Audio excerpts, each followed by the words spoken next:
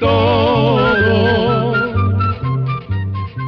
Llegó la escuela,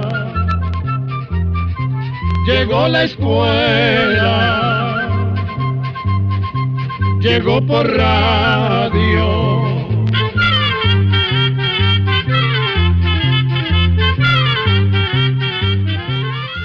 Susurros de la noche y compases de silencio en la montaña, lumbre, calidez y palabras. Así inició hace 58 años el programa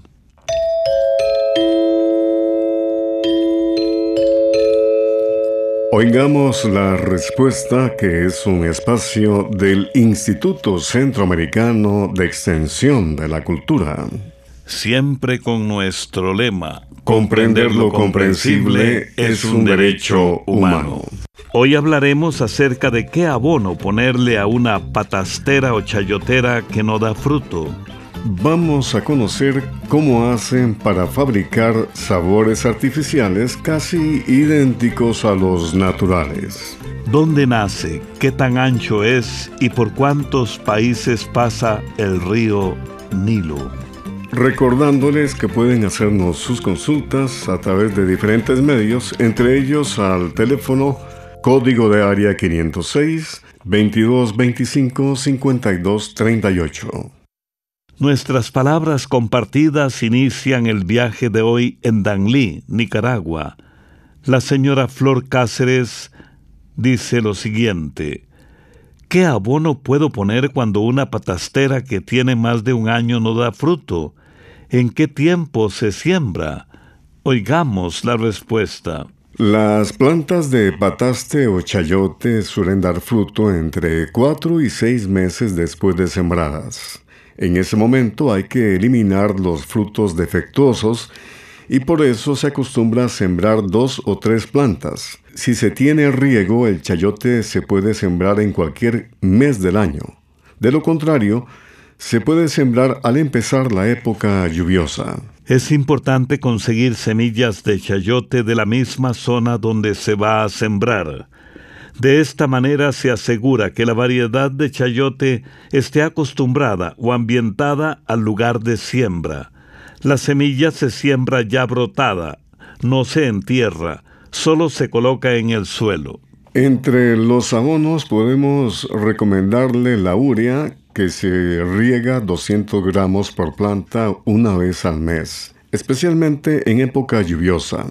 Eso sí, no se exceda en el uso de este abono, porque podría incrementar la afectación de plagas. Además, se recomienda aplicar el abono de fórmula 15-15-15 o 12-24-12 cada 3 semanas para estimular la producción de flores. Una vez que usted vea que la planta está produciendo flores, sustituya el abono por la fórmula 10-30-10, usándolo cada 15 días. Recuerde preguntarle al vendedor del abono cuánta cantidad deberá usar en su planta. A continuación le damos varias recomendaciones para el cultivo de chayote. Como el chayote es una enredadera, su cultivo necesita de una barbacoa o enrejado con una altura de 2 metros y debe ser construida antes de la siembra. Se pueden usar postes de madera de 3 por 3 pulgadas o de bambú con alambre. El chayote crece en lugares con una altura que va desde el nivel del mar hasta los 2.800 metros. Se dice que las zonas con alturas de entre 1.000 y 1.200 metros son las mejores para el chayote. Las chayoteras se dan bien en lugares con temperaturas que pueden ir desde los 13 hasta los 21 grados centígrados. Lugares con temperaturas menores o mayores bajan la producción, pues los frutos tienden a caerse mucho. Es muy importante que la planta reciba mucho sol durante más de 6 horas al día, además de que el suelo esté muy bien abonado, tenga un buen drenaje y no se encharque el agua. Al chayote le gustan los suelos sueltos y profundos, ojalá con bastante materia orgánica. Por eso, en la zona donde se va a sembrar, se puede poner primero abono orgánico o químico de la fórmula 10-30-30 o bien 12-24-12. La planta de chayote necesita lluvias moderadas. Una sequía muy larga hace que la planta no prospere y si hay demasiadas lluvias se pierden las flores y los insectos no llegan a polinizarlas. En verano necesita riegos frecuentes. En algunos lugares se riegan las plantas 1 o 2 veces por semana. Por último, es importante recordar que durante la época seca, las plantas de pataste suelen dejar de producir flores o frutos, pero a la entrada de la época lluviosa aumentan la floración y vuelven los frutos.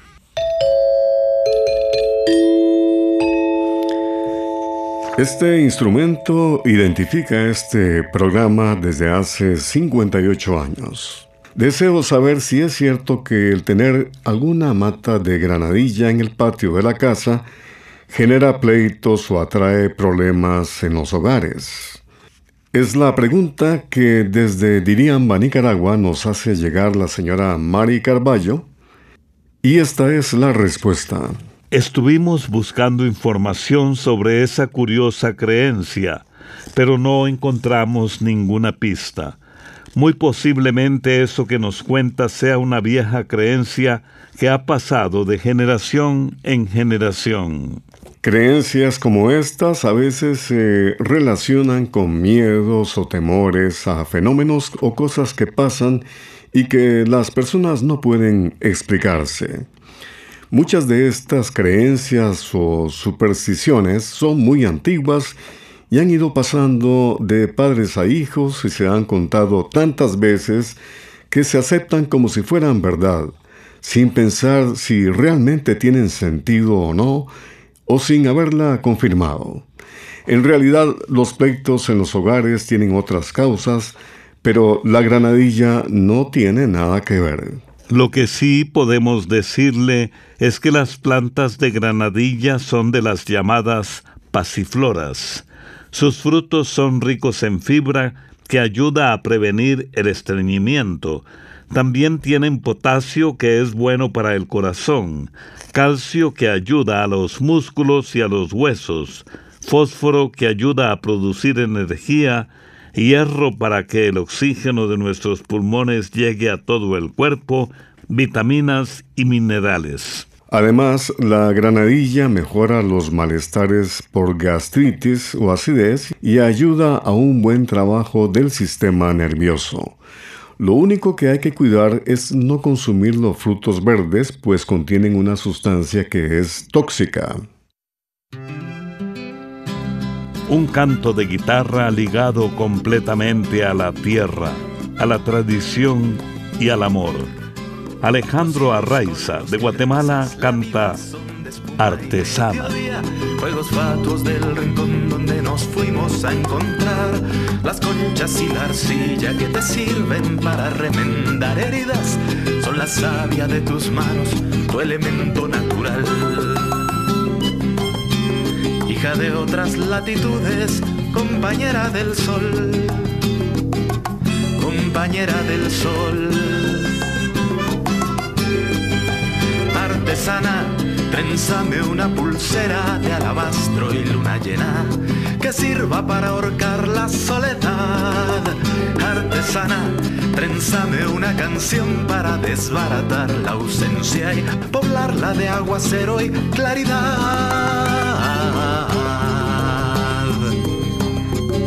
De la mano del tiempo brotan todos los cambios, de la trenza del viento, la rabia y la ternura, pero la flor del día y la luz de la mañana brotaron de la mano de la artesana. Los hilos con los que trenzas caminos son de un tramado tan fino que ni el búho de la noche los logró desentrañar el sueño del futuro. Se cansó de andar rondando el infinito y en tu mano creadora se ha posado a descansar. Hija de otras latitudes, compañera del sol,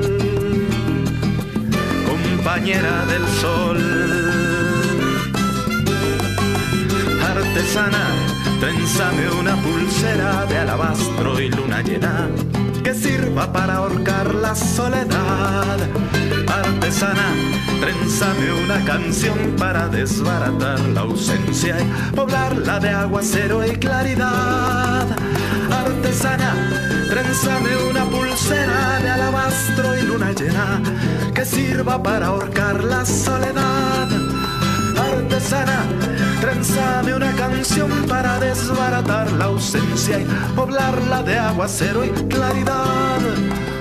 Artesana, trénzame una pulsera de alabastro y luna llena que sirva para ahorcar la soledad. Artesana, trénzame una canción para desbaratar la ausencia y poblarla de aguacero y claridad.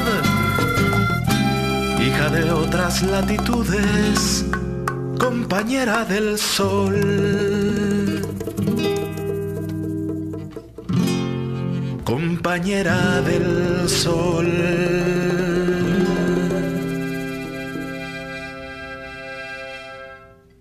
Envíenos sus preguntas al apartado 2948-1000 San José, Costa Rica. También nos puede contactar al correo electrónico isq@isq.org o encuéntrenos en Facebook como Oigamos la Respuesta. El señor Manuel Antonio Quintanilla nos envió un WhatsApp desde San Pedro Sula, Honduras, para preguntar lo siguiente. Quiero que por favor me digan cómo hacen las industrias alimenticias para fabricar sabores artificiales casi idénticos a los naturales. Oigamos la respuesta. Los sabores artificiales son sustancias fabricadas en los laboratorios que imitan los sabores naturales de los alimentos. Se agregan para crear o intensificar el sabor, o bien para reponer los sabores que se han perdido durante el proceso de fabricación del alimento. La ventaja para las industrias es que resulta mucho más barato fabricar estos sabores que obtenerlos de frutas, plantas o especias. Para hacer un sabor natural es necesario usar enormes cantidades de frutas o plantas, lo que resulta muy caro. Gracias a los avances en la química, hoy en día se sabe que todo lo que nos rodea está compuesto por una combinación de elementos. Por ejemplo, el agua combina hidrógeno y oxígeno. El azúcar está formada de átomos de oxígeno, carbono e hidrógeno. Después de muchos estudios y pruebas, los científicos lograron saber qué sustancias componen un sabor y pudieron copiar los elementos químicos que tienen esas sustancias. La gran ventaja es que pudieron fabricar esas sustancias en los laboratorios y resultaban mucho más baratas. Por ejemplo, la sustancia que da el sabor a canela se llama aldehído cinámico. El que da sabor al banano es el acetato de isoamilo y así muchas sustancias más con nombres algo complicados que solo entienden los que estudian química. Es así como se ha podido imitar el sabor a vainilla, a cereza, almendra, limón, naranja, piña, a uva o menta. Así como también lograr el sabor ácido y dulce. Otros sabores artificiales imitan el de los quesos, carnes, tocino, pescado, canela, vinagre, orégano, ajo, galletas, café, mantequilla y cientos de sabores más. Dentro de este grupo de sustancias químicas que se usan en la industria alimenticia, se incluyen los colorantes, edulcorantes, que son sustancias que imitan el sabor dulce, y los espesantes. El primer intento de hacer un sabor artificial se dio en 1858 en Francia, pero fue hasta 16 años después que químicos alemanes lograron copiar el sabor de la vainilla. Por cierto, ese sabor lo lograron con corteza de pino. La vainilla era un producto muy apreciado, pero resultaba muy caro de producir, pues la planta solo se cultivaba en una isla cercana al continente africano llamada la isla de Madagascar. Según dicen los científicos, en lo relacionado a olores y sabores es fácil engañar al cerebro. Además, recordemos que mucho de lo que percibimos como sabor está reforzado por lo que olemos. Tan solo recordemos que cuando estamos resfriados y perdemos el olfato, también perdemos la capacidad de distinguir el sabor de lo que comemos. Actualmente, el negocio de los saborizantes sintéticos mueve millones de dólares y se usan en infinidad de alimentos preparados de manera industrial. Sin embargo, queremos contarle que en los últimos tiempos esta clase de productos ha generado dudas, pues no se cree que sean tan inofensivos como dicen ver. Por esa razón, grandes compañías de alimentos están eliminando algunos de los saborizantes artificiales de sus productos y los están sustituyendo por sabores, olores y colorantes naturales. Este programa tiene presencia en diferentes frecuencias de radio y también pueden encontrarnos en iVoox y YouTube. Quiero saber del río Nilo, dónde nace, qué tan ancho es y por cuántos países pasa. Es la pregunta de un amigo oyente que nos escribe desde Costa Rica. El río Nilo está en el continente africano. Nace en el lago Victoria y recorre una distancia de 6.690 kilómetros. En ese largo camino, el río Nilo atraviesa 10 países que son Egipto, Etiopía, Sudán, Uganda, República Democrática del Congo, Kenia, Tanzania, Ruanda, Eritrea y Burundi. Finalmente, el Nilo desemboca en el mar Mediterráneo y forma el gran delta del Nilo, región famosa por sus fértiles tierras desde la época del antiguo Egipto. Conforme va pasando por las diferentes regiones, el Nilo cambia de nombre de acuerdo con el color que adquieren sus aguas. Por ejemplo, se le llama Nilo Blanco en Sudán y Nilo Azul en Etiopía. La anchura aproximada del río Nilo es de 2.8 kilómetros. Desde Nicaragua, un estimable oyente pregunta lo siguiente: quisiera saber si en los ríos donde el agua se congela pueden vivir cocodrilos. A mí me parece que no. ¿Qué dicen ustedes? Tiene usted razón al pensar que los cocodrilos no pueden vivir en ríos que se congelan.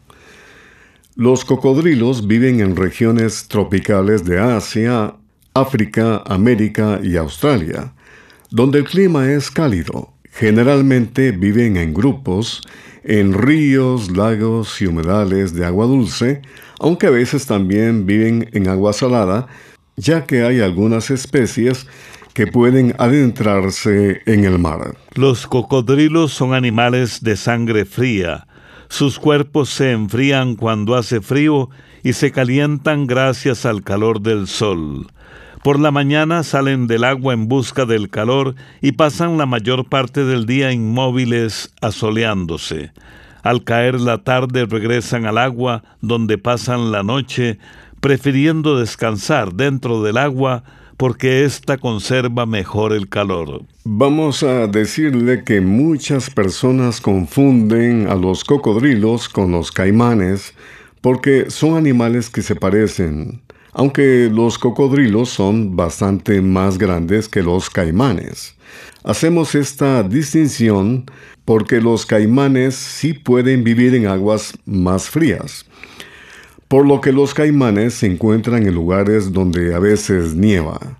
Pero esto no quiere decir que puedan vivir en lugares donde el agua se congela todos los inviernos. Se dice que mientras un caimán podría sobrevivir en agua que llegue a los 7 grados centígrados y hasta los 4 por cortos periodos de tiempo, un cocodrilo en ese mismo ambiente, 7 grados centígrados y hasta los 4, perdería la conciencia y moriría de hipotermia por llegar a tener la temperatura de su cuerpo sumamente baja.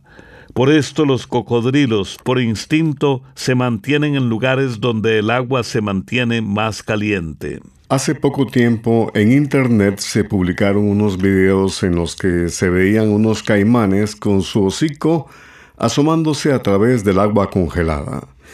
Esto se vio en el año 2018 en un pantano de Carolina del Norte, en los Estados Unidos, donde las temperaturas bajaron más de lo normal y volvió a verse en el año 2020 durante otro invierno muy frío. Normalmente en el invierno, cuando la temperatura baja, los caimanes permanecen dentro del agua, porque el agua se mantiene un poco más caliente que el aire. Cuando la temperatura baja demasiado, la temperatura de sus cuerpos baja tanto que ya no pueden mantenerse activos. Entonces los caimanes entran en un estado llamado brumación, que es un estado parecido a la hibernación en que entran los otros reptiles.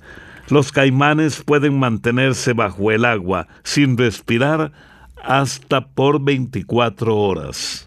Según el guardaparques de Carolina del Norte, en Estados Unidos, en ocasiones cuando las temperaturas han bajado más de lo normal, afortunadamente los caimanes han podido detectarlo a tiempo y cuando el agua estaba a punto de congelarse, por instinto los animales sacaron la nariz para poder seguir respirando.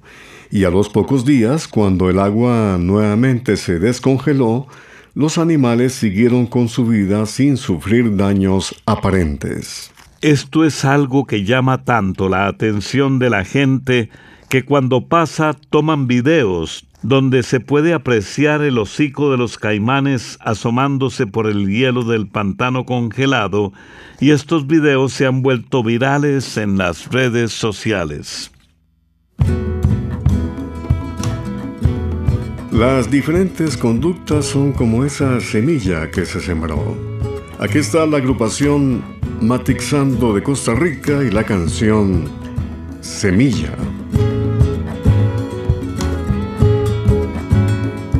Respira, tierra, respira.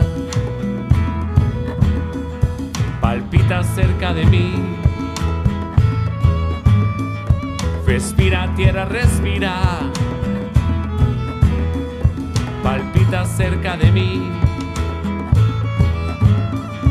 Respiro, tierra, respiro. Palpito cerca de ti. Respiro, tierra, respiro.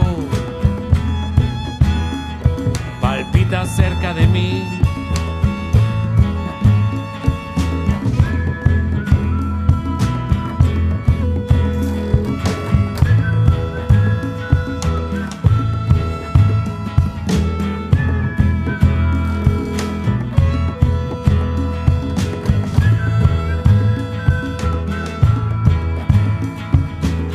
Sentir tu fuerza, para entender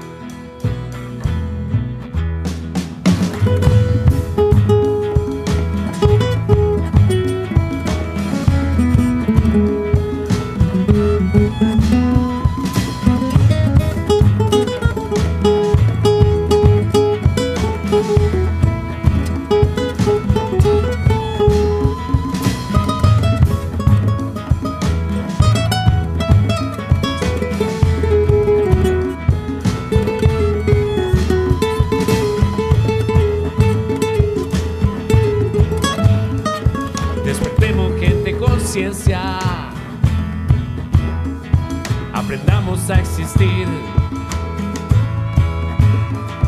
y disfrutar de la vida, compartiendo la libertad. Despertémonos ya, aprendamos a compartir una forma de vivir, una forma de existir, compartiendo la libertad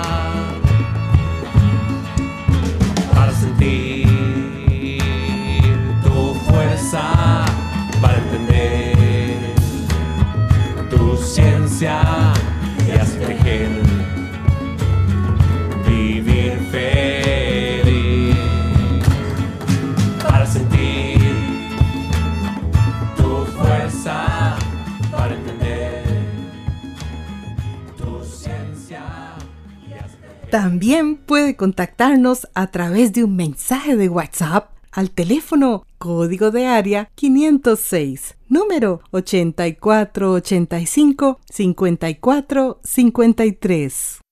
22 25 52 38, el número telefónico de Oigamos la Respuesta, código 506.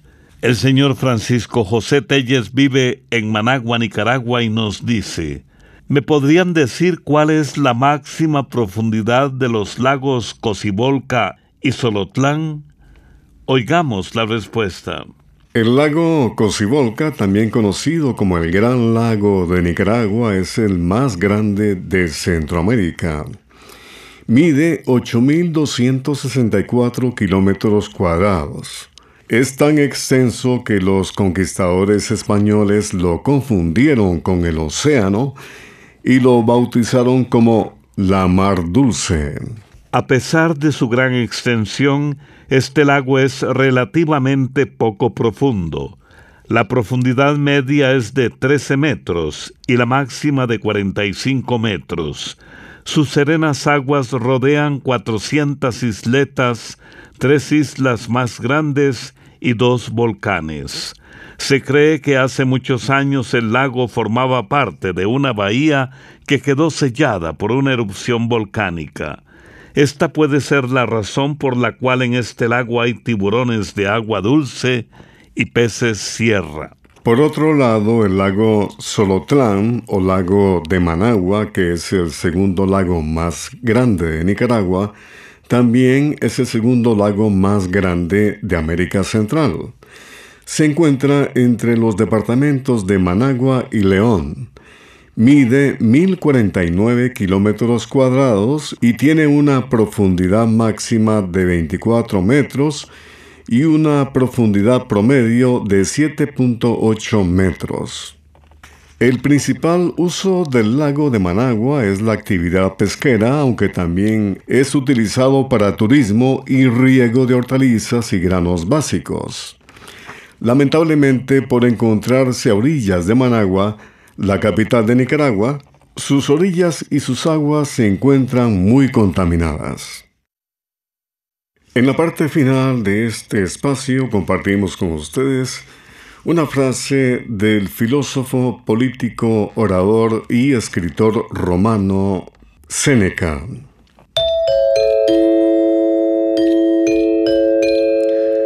La ira es un ácido que puede hacer más daño al recipiente en la que se almacena que en cualquier cosa sobre la que se vierte. Programa de Control 12. Y así llegamos al final del programa del día de hoy. Los esperamos mañana en su programa Oigamos la Respuesta. Mándenos sus preguntas al apartado 2948-1000 San José, Costa Rica. También puede enviarnos sus preguntas al correo electrónico icq@icq.org o encuéntrenos en Facebook como Oigamos la Respuesta. Recuerde que comprender lo comprensible es un derecho humano.